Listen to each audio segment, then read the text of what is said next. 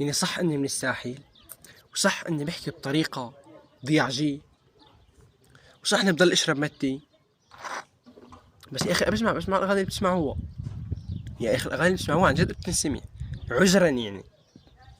مثلا اللي بيسمع هلا شو كان بيسمع هذا شو مين شفتها تتمشى مع البراندا مدري شو مثل اللي بيسمع مثلا قرب تنساك مع غيرك، ما قدرتش أعيش من غيرك. لا نشلي حماس هات المنجيل والمنكوش ولحقني بالزوال. حبي ليك بعتبره ضعف ما جاش لصالحي، يا ما ضيع وقتي وتسبب في جرحي. فرقت يا اخي بديني فرقت.